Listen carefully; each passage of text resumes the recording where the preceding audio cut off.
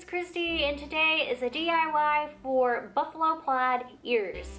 I know buffalo plaid's actually pretty popular right now, so I'm hoping that you guys enjoy this video.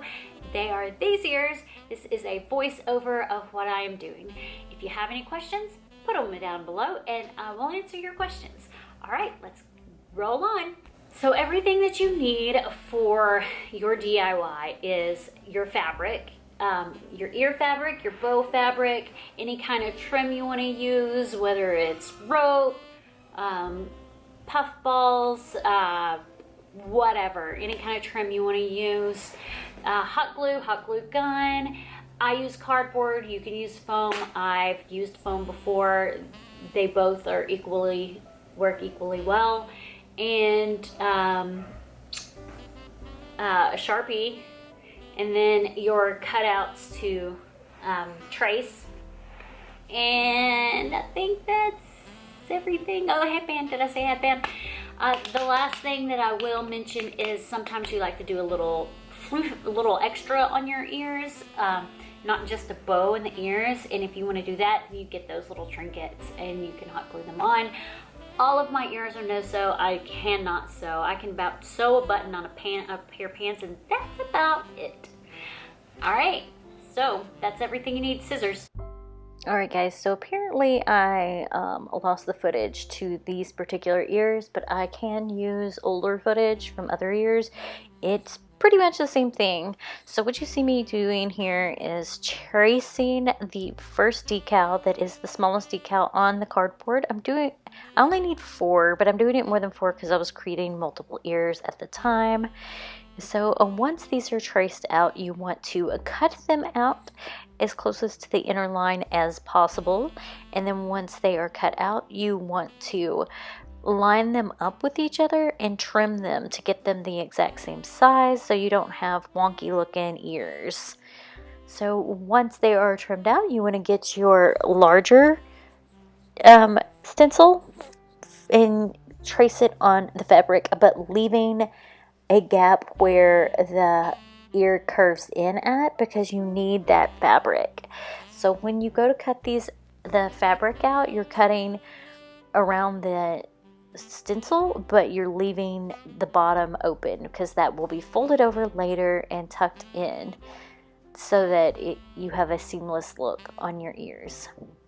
And so once those are cut out, you then want to place the cardboard in the center of your fabric and hot glue it down around the edges, pulling it as tight as possible, but making sure you're not pulling it too tight, because when you pull it too tight, it'll move the fabric and you won't be able to get it all the way around the ear.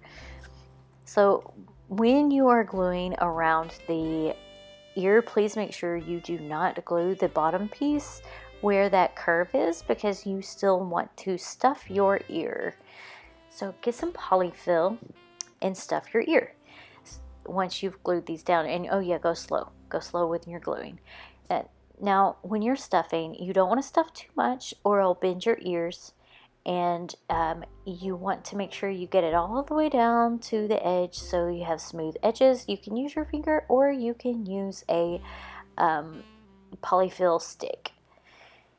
So once you have those on, you've got 4 pieces here, so the 2 pieces will connect to each other, creating one ear. You can measure them up to see which one fits the best, and then do glue around one ear, around the trim around one ear, and a little bit in the center, and hold it together. I like to stick the ear under my leg to make sure it gets sealed good, because if you don't hold it long enough, it will come apart just a little bit. So I always just put it under my knee while I'm working on the other ear. Once you have the ears glued, you can then work on the trim. The trim goes around the top part of the ear. I make it just a little bit longer than the top part of the ear so that it can tuck under where the ear base is. And you do it slowly and glue slowly, because the slower you go, the better it looks. Once the trim is done, I then take a regular pair of ears and the headband and line them up and then line the ears up. I'm going to glue onto it right where the other ears on the other headband is. You do this just to kind of line it up to make sure that it's in the right place. Then you put glue on the bottom of your ears and attach them to the headband. If you want trim around the ears at the base of the headband, some ears have them, some ears don't. The ones in this video that you are seeing do not, because the fabric was squished down enough to where I didn't really need it. But if you did, you could wrap it around the base of the ears and the glue and the headband, and of course you glue it down. Now to do the bow, you can see here that I am gluing the edges down just a little bit, and then once they're glued down, I'll meet in the center and then glue the edges down again in the center, and then I do an accordion fold on my bow.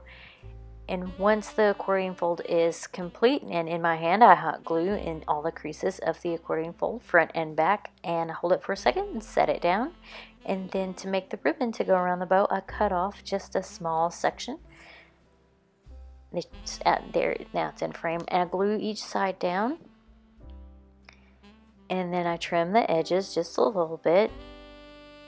And then I glue it to the ribbon and wrap it around the ribbon, and then I put a little glue in the bottom of the bow and then stick it to my ear and hold it for a minute, and that is how I make my ears.